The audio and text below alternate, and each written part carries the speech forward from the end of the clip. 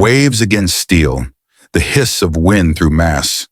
Far above, the faint hum of twin Merlin engines fades in and out behind the clouds. March 1944, Bay of Biscay, dawn. In the salt gray mist, a German U-boat convoy moves toward La Palisa. On deck, 20 and 37mm guns point upward, ready to tear apart any British aircraft that dares to appear. But what's coming through the clouds isn't like anything they've faced before. A de Havilland Mosquito, wooden, unpainted, silent. In its nose, not cameras, not bombs, but a 57mm cannon, the kind used to destroy tanks. From 1,800 meters away, it prepares to fire. Beyond the reach of every flak gun on the sea, one shot and a ship disappears in flame. In that instant, the Kriegsmarine understands. There is no safe place left on the ocean. It began not in a factory of weapons, but in a cigarette machine workshop in Peterborough. The Molins company, known for producing automatic tobacco feeders, built something that no one imagined could kill. An autoloading system for a 6-pound anti-tank gun. 55 rounds per minute, semi-automatic, and precise. When engineers at de Havilland saw it, they asked one question. Could this fit inside a Mosquito? The idea sounded absurd, mounting a tank cannon on a wooden aircraft. But absurdity had never stopped Britain before. The Air Ministry approved a prototype. It would be called FB Mark 18, and in the workshop, someone scrawled its code name in chalk, Tsetse, after the fly that kills silently. The first test shook the airframe apart. The recoil tore rivets, bent struts, and almost split the nose open. Test pilot Pat Fillingham wrote in his log, "It bucks like a beast, but the shell goes exactly where you point it." Engineers reinforced the fuselage, added armor to the cockpit floor, and built a hydraulic buffer beneath the gun that gave the plane a strange belly bulge. Its only visible scar. Now it could fire 57mm armor-piercing rounds through a submarine's hull from 4,000 feet. Beyond the range of every German flak gun in service, what began as a desperate experiment was becoming the most precise anti-ship weapon of the war. At the same time, Admiral Karl Dönitz restructured the Atlantic defense. He called it the Flak Fortress Doctrine. No more lone U-boats hunted from the sky. They would sail in convoys escorted by heavily armed trawlers and minesweepers, their decks bristling with 20 and 37mm cannons. German sailors believed no aircraft could survive their overlapping arcs of fire. Their commanders promised safety. They didn't know that British intelligence, through ultra-intercept, already read their every movement, and that a weapon designed specifically to break that doctrine was already airborne. The morning began like hundreds before it. Captain Wilhelm Steinberg stood on the bridge of U-960, his submarine moving toward the La Palisse Channel, protected by concrete-hulled escort ships and 4 minesweepers. The air smelled of diesel, salt, and confidence. Above the clouds, 6 Mosquitoes approached in formation. 2 of them carried the new 57mm cannons. Their leader, Squadron leader Tony Phillips. He had trained for months to hold the aircraft steady through the recoil, to aim not by radar or bomb sight, but through the narrow iron ring of a gunner's scope. He whispered to his navigator, "Hold her." From 5,000 feet, the convoy looked like toys on a dull silver sea. German gunners fired tracers that arced upward, burning out long before reaching their target. Phillips lined up the first shot. A Speerbrecher, the concrete-reinforced minesweeper leading the line. He exhaled, pressed the trigger. Sound cue, heavy single blast, low-frequency rumble. The aircraft shuddered, metal groaning. A second later, below dash. A bloom of orange and black erupted along the German ship's hull. Ammunition stores ignited, tearing the deck open. Observers described it later. It looked as if a giant hand had struck the sea. Within 30 seconds, the first ship of the day was gone. Steinberg watched in disbelief. The attacking aircraft didn't dive, didn't swoop. It stayed far, cold, and distant. Methodical, surgical, unhurried. He ordered his gunners to fire, but the flak rounds burst harmlessly below the Mosquito's altitude. Every calculation, every defense diagram they'd trained for, was now meaningless. When the second shot came, It hit the conning tower of U-960 itself. The explosion ruptured fuel tanks and sent oil boiling across the surface. Steinberg felt the vibration through his boots. "We were firing at ghosts," one survivor said later. "They killed us from where we couldn't reach."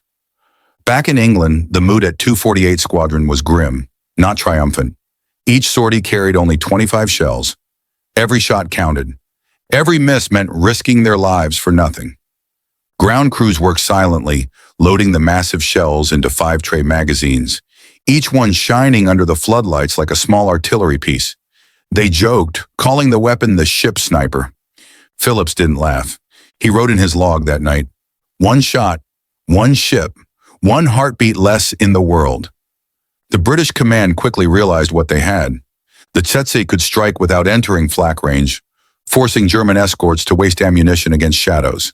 They changed tactics, pairing each 57mm Mosquito with 2 rocket-armed fighters. The Tsetse would cripple the lead vessel, and the rockets would finish the rest. From the air, it looked almost effortless. From the sea, it was horror. Every shot required perfection. Every mission left its mark. During one firing test, a hydraulic seal burst, splattering oil across the cockpit. Turner, Phillips's wingman, nearly lost control. When he landed, his hands shook for hours. "You don't fly a Tsetse," he said. "You survive it." Mechanics began reinforcing bulkheads after every mission. Each sortie aged the plane and its crew years. By April, German reports from the Bay of Biscay changed tone. What once listed air attacks repelled now read, "Enemy fired from beyond effective range. Ships lost. Unknown weapon." The Kriegsmarine tried everything. Smoke screens, tighter formations, even mounting 88mm guns on deck. None of it mattered. The Mosquito stayed beyond reach. The Atlantic, once their stronghold, had turned into a killing ground they no longer understood. At Kriegsmarine headquarters, Dönitz read after-action reports in silence. He underlined a single line. "Enemy aircraft engaged us without entering our defenses." He looked at his staff and said quietly, "Then our defenses are obsolete." No one answered. By May 1944, the Mosquito Tsetse had sunk or crippled more ships than any single Allied bomber squadron that spring. But its true impact was psychological. German crews no longer trusted their guns, and British pilots no longer trusted their sleep. The weapon had done what it was built to do, change the rules of distance. But in doing so, it began to blur the line between strategy and conscience. The battle for the Bay of Biscay was no longer fought for territory. It was fought inside the minds of the men who survived it. After the March attacks, the name Tsetse spread through the Kriegsmarine like a rumor carried by the wind. They called it das fliegende Geschütz, the flying gun. Some believed it wasn't real. Others swore they'd seen shells fall from the sky before the plane appeared. In every port, Brest, Lorient, La Rochelle, men whispered about it. They said the British had built a wooden ghost that fired thunder. Radio logs from April told the story clearly. Unidentified aircraft, altitude unknown, one explosion, ship lost. Each report was the same, brief, confused, and always ending with silence. To the German Navy, silence had become more terrifying than bombs. Back in Cornwall, the men of 248 Squadron had also changed. They no longer relied on luck or heroics. They relied on patience. Every mission was mapped by ultra intercepts. Every coordinate pre-checked by radar and coded updates from Bletchley Park. When they took off, they already knew where the U-boats would surface. It wasn't hunting anymore. It was execution. Tony Phillips once said to his navigator, "We don't fight the enemy. We meet him at the time and place he's already lost." They flew in small pairs, one Tsetse, one rocket-armed Mosquito, sometimes guided by a Hudson circling high above. The coordination was surgical, the morality harder to define. In La Palace, German officers redrew their tactical charts daily. They reinforced decks with steel, added more 37mm guns, even tested captured Bofors cannons. But each new upgrade only made their ships heavier, slower, easier to spot. Lieutenant Hans Rosing wrote in his diary, "We fire at the sky, but the sky doesn't fire back." Then suddenly a hole opens in the water. He meant it literally. The 57mm rounds from the Tsetse hit so fast, they tore through the hull before the sound reached the deck. By late April, discipline was cracking. Reports mentioned crew hesitation, delays in return fire, and more frequently, refusal to sail. The sea, once their ally, had become their enemy. The mission began at dawn. Intelligence reported a joint German-Japanese convoy approaching Biscay, escorting Submarineware 29, carrying engineers and blueprints for the V-2 rocket and the Me-2 62 jet engine. It was one of the most valuable targets of the war. Two destroyers, Z-23 and ZH-1, protected it alongside a formation of Ju-88 fighters. From Cornwall, 6 Mosquitoes lifted off under gray skies. Phillips led the pair of Tsetses. His wingman Turner flew tight on his right. They were told, if I-29 escapes, the war lasts longer. Over the bay, sunlight burned through the mist. At 6,000 feet, Phillips spotted smoke trails, thin, disciplined, moving east. He adjusted his gun sight, felt the vibration of the engines under his boots. Visual, he said into the mic. Turner replied, holding altitude. Ready when you are. The first tracers came up, arcing weakly, missing by hundreds of feet. From their vantage point, the sea looked peaceful. Below, hundreds of men stared upward, waiting for a weapon they couldn't even see. Phillips targeted the ZH-1 destroyer. He exhaled slowly, thumbed the trigger. Sound, single deep blast. Aircraft rattles. The Tsetse lurched back. A shudder ran through its wooden frame. A second later, the destroyer erupted. Black smoke and fire poured from the midsection. The shell had detonated in the engine room. Turner's voice cut through the radio. Direct hit. You've got her. The Ju-88 escort dove to intercept, but Turner's second shot struck its port engine. The aircraft fell apart mid-air, crashing into the waves like a broken bird. In less than 3 minutes, the air above the convoy belonged to the RAF. Captain Kanashi aboard a 29 watched the sky. He later wrote, we saw a single flash and thought lightning had struck the sea. Then a ship vanished. I-29 crash-dived, leaving behind its escorts. Z-23 and the surviving trawlers laid smoke, but no more shots came. The Mosquitoes didn't need to fire again. The message was sent. In that moment, the most secret alliance of the Axis, between Japan and Germany, had been torn apart by a single weapon neither understood. When Phillips landed at Paranoia that evening, the ground crew cheered.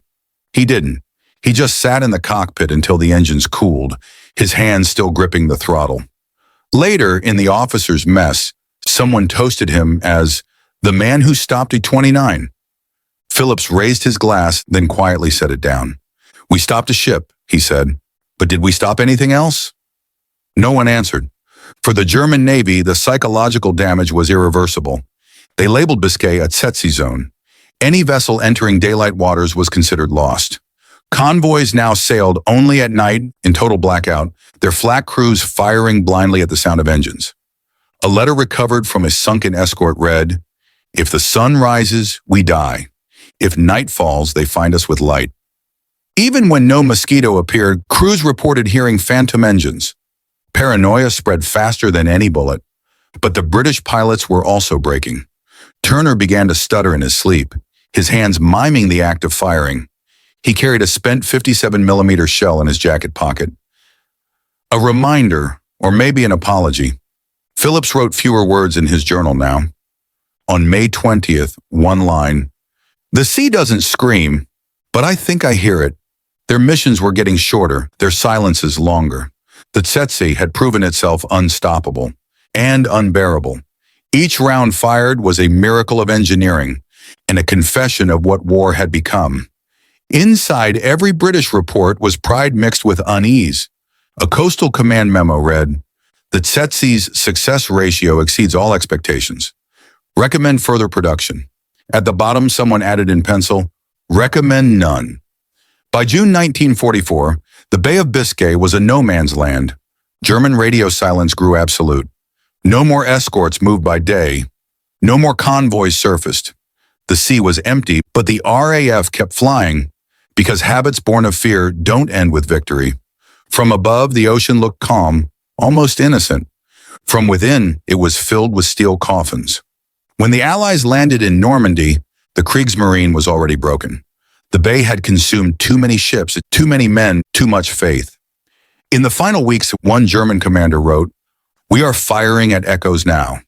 The British don't even need to come anymore. The fear does their work." That line never reached Berlin.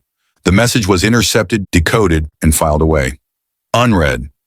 By late summer, the Tsetse's missions grew rarer. Most U-boats had retreated to Norway. The Mosquitoes still patrolled, but more often they returned without firing a single shot. Turner's plane suffered damage from recoil stress.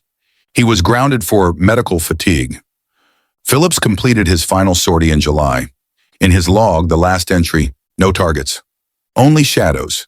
He never flew combat again. In German ports, the word Tsetse outlived the aircraft itself. For sailors, it meant the unseen death, the strike without warning. For the RAF, it meant something else.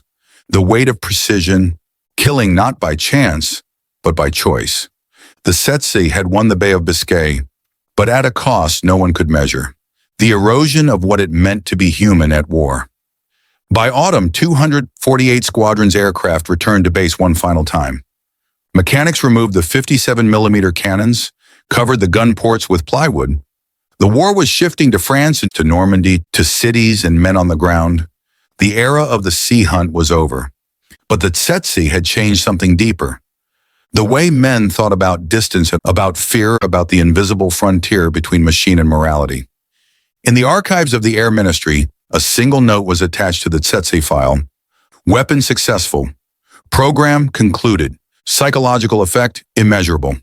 That last word, immeasurable, was the truth of the entire campaign. Because victory could be counted in ships sunk, but never in the cost carried home inside those who survived. The Bay of Biscay was quiet again, but beneath its calm surface, the echoes of 57mm still lingered. The storms of September swept over Biscay, washing away oil slicks and the fragments of ships. From above, the water looked clean again, but beneath it lay steel graves. Dozens of U-boats, twisted and burned, their crews sealed inside. RAF patrols kept flying. Though there was nothing left to hunt, the ocean below had turned from enemy to witness. Turner wrote in his log, "We fly over the dead every morning. The sea is calm because it's full." Victory had emptied the sky, but it had filled the hearts of the survivors with something darker. Tony Phillips was no longer the same man who had fired that first shot in March. He barely spoke. He sat in his aircraft long after missions ended, listening to the wind slide through the fuselage. Doctors called it combat fatigue. The men called it the noise inside. Phillips once told the squadron doctor, "Every time I pull the trigger, I hear it afterward. Not in my ears, in my bones." The recoil of the 57mm cannon didn't just shake the plane, it shook the soul. The Germans suffered the same torment, only theirs came from below. The U-boats that survived had seen things no man could explain. Ships exploding without warning, gunfire they could not hear until it was too late. U-821 was one of them. It surfaced for air and was struck by a single shell. The explosion split it in two. Survivors said the sound came a full second after the flash. One sailor wrote, "We live in fear of sound and silence. Both can kill us now." In the harbors of Lorient and Brest, crewmen refused to sail. Officers reported collective delusions. Men swore they could hear mosquito engines when the skies were empty. They called it Tsetse fever. At Paranoia, the RAF built a rest center for the Tsetse crews. Turner arrived there in October. He barely slept. Nurses said he clenched his hands as if still gripping the trigger. Once a nurse heard him whisper in his sleep, "Just one shot. Please, no more." He kept a single spent shell on his bedside table. On its base, scratched with a knife, was the word "one." In a letter to his wife, he wrote, "You say I should be proud, but I don't know what pride means anymore." Before the end, there was one more mission. The RAF received word of a convoy carrying fuel into Lorient, a final resupply for the U-boats still trapped there. Phillips led the attack, low clouds and high flak. The air burned with tracers and salt spray. They dove through the storm, rockets flashing from the escort Mosquitoes. The Tsetse fired from 800 meters, well inside flak range. The recoil snapped a strut. One plane caught fire, plunging into the waves. Phillips landed safely, but when he stepped out, his face was blank. He didn't speak for 3 days. After Lorient, he never flew again. The RAF declared him emotionally unfit for operations. By September, the Kriegsmarine was dissolving. Their bases were abandoned. U-boats fled north to Norway and the Baltic. But even there, the fear followed them. On September 18, off Bergen, a Mosquito from 235 Squadron spotted U-1004. It fired once from nearly 2 kilometers. The round pierced the conning tower and detonated inside. It was the last recorded kill by a 57mm Tsetse. The final Kriegsmarine report read, "We cannot match the range. The ocean no longer belongs to us." It was less a report, more a eulogy. Victory didn't sound like cheers. It sounded like silence. Back at base, 248 Squadron was ordered to stand down. Mechanics removed the 57mm guns. Wooden noses replaced the metal barrels. The airfield was quiet except for the clank of tools. Turner stood by as his aircraft was stripped. He touched the scarred paint where the cannon had once been. "It won't kill anyone anymore," he said. The mechanic replied softly, "It killed the ones who flew it too, sir." No one disagreed. After the war, psychiatrists gave their condition a name. Combat silence syndrome. It described soldiers who weren't haunted by explosions, but by the lack of them. Of the 20 Tsetse pilots who survived 1945, 12 suffered severe depression. 4 ended their own lives. Phillips moved to Devon and opened a small radio shop. He never spoke of the war again. When customers turned on their sets, he would flinch. High frequencies sounded like cannon shells to him. Turner became a merchant sailor. He only sailed short routes, never beyond the coast. "The sea kept me alive once," he said, "but I can't face it again." The Germans had lost their fleet. The British had lost their sleep. Both sides, in their own way, had been defeated by the same weapon. Because the Tsetse didn't just destroy ships, it destroyed certainty. It erased the line between hunter and hunted. Fear had become a force of its own, independent of nations or flags. And fear never ends when the shooting stops. In December, 248 Squadron's aircraft were moved to storage. Their cannons were crated, marked obsolete, and forgotten. But for the men, the war had already moved inside them. Tony Phillips died in 1958. His medical file described phantom sounds. The constant echo of engines and gunfire no one else could hear. When they found his body, a faded photo of his Mosquito lay on the desk. On it, written in pencil, "One shot, one ship, one soul." Hans Rosing, the German officer who had survived the Biscay campaign, gave an interview in 1954. He spoke slowly, eyes unfocused. "When I first saw the Mosquito, I thought it was a shadow. There was no noise, no warning, just a light, and then fire." When asked what he feared most, he didn't hesitate. Not death, waiting for it. By 1945, Biscay returned to peace. Fishermen cast nets again. Children played on beaches where ships once burned, but the wrecks still lay below, a forest of iron and silence. In later years, pilots flying over the region called it the Iron Garden. They dropped flowers into the water, not out of guilt, but remembrance, because everyone who had fought there had left a part of themselves in that sea.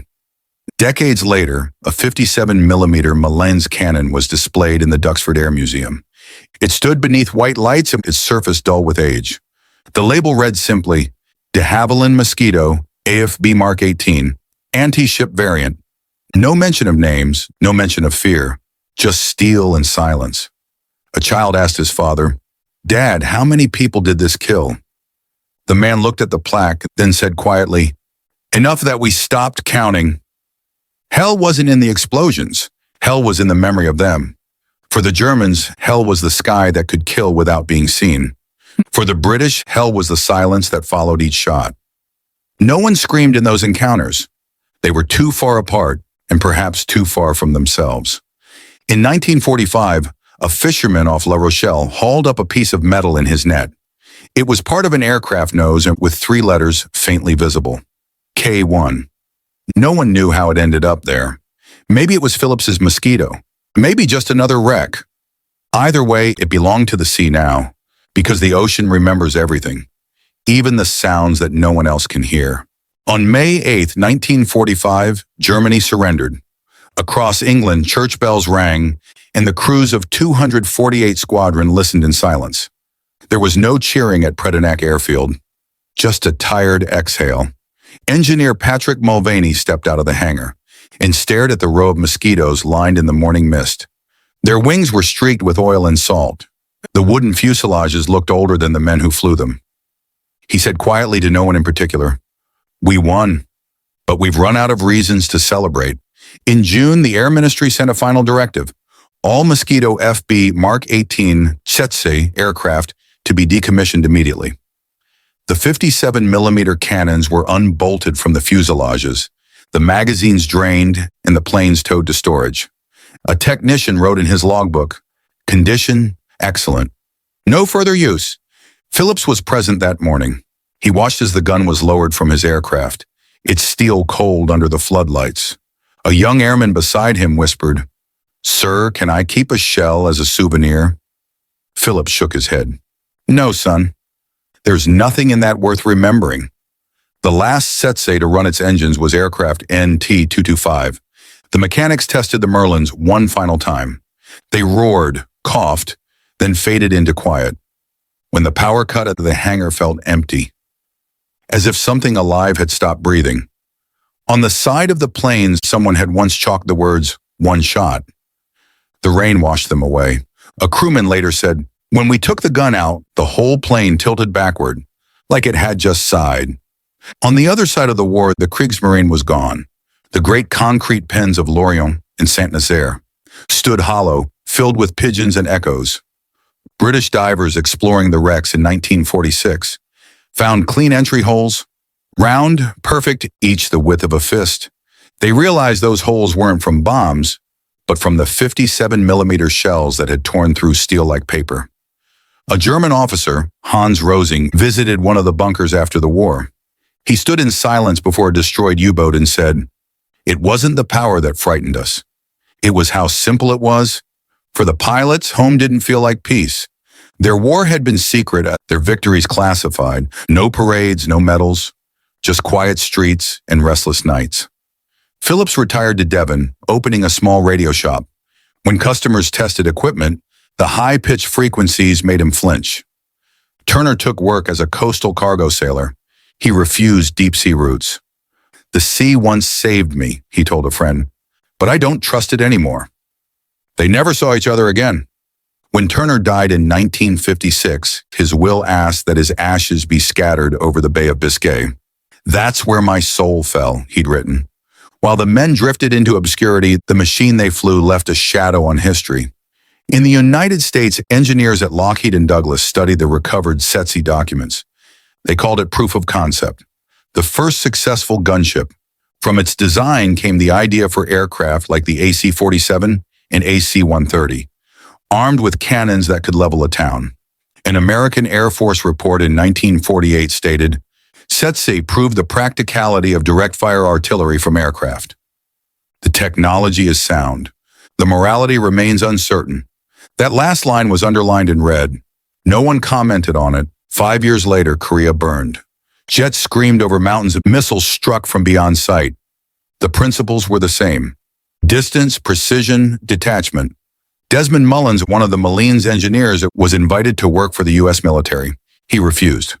In his letter, he wrote, "Once I turned a cigarette machine into a cannon. I will not build another." He died in 1954. On his drafting table, the original Tsetse autoloader blueprint lay crossed out in red pencil. Below it, one word: enough. Through the 1950s, Tsetse was erased from public records. Its documents were stamped secret 75 years. To the world, it was just another failed experiment. In 1962, when part of the archive was declassified, reporters called it the forgotten gunship. Few of its pilots were still alive to read about it. One survivor, William Pike, spoke to a journalist that year. "They ask if I regret it," he said. "I don't know. When you pull the trigger, you stop being a person." The interview was never broadcast. Decades later, historians revisited the Mosquito Tsetse. They saw it not as an anomaly, but as a mirror of its time, a moment when technology outran conscience. British historian Richard Overy wrote in War and Technology, 1989, Tsetse didn't change strategy, but it changed the idea of war. If wood could kill steel from a mile away, humanity had crossed a line it couldn't uncross. The same principle now guides drones, missiles, and weapons fired by remote hands. Different tools, same echo. Summer, 1960. A handful of aging men gathered in a small cemetery in Devon. They stood around a plain headstone marked Anthony Tony Phillips, 1914 to 1958. There were no uniforms, no speeches, only rain and the quiet shuffle of boots. One of them read from Phillips's journal, "I have seen the sea, and the sea has seen me. We owe each other nothing." Afterward, they sat in a cafe, cups of tea cooling between their hands. No one mentioned the war. They didn't have to. Each man still carried its sound inside him. In 1978, the Duxford Air Museum unveiled a new exhibit, a restored Molins 57mm cannon beside a mosquito nose. Under bright white lights, the metal looked harmless. The sign read, "De Havilland Mosquito FB, Mark 18 Tsetse, anti-ship variant."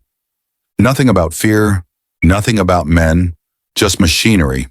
A child looked up at the weapon and asked his father, "How many people did it kill?" The father hesitated. "Enough," he said, "that we learned not to count anymore." History records the Tsetse as a success. But success is a strange word. It proved that ingenuity can outpace morality, that creativity can destroy as easily as it can build. It showed that victory isn't always triumph. Sometimes it's the moment you realize what you've become. In technical documents, the gun's performance is written in numbers: velocity, recoil, range. But there are no numbers for the men who carried the weight of those rounds inside them. Facts are precise as truth is not. Today in the Duxford hangar, you can still hear the recorded hum of the Merlin engine. Close your eyes and the sound fills the room, a steady, calm rhythm that hides everything it once meant. Outside, the world has moved on. Wars are fought by screens and satellites now. But the principle remains: distance protects the body, not the soul.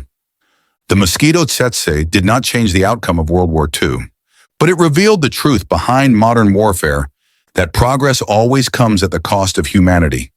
For the Germans, it was the ghost in the sky. For the British, it was the silence afterward. For history, it was a whisper that still echoes, reminding us that technology has no conscience until someone gives it one.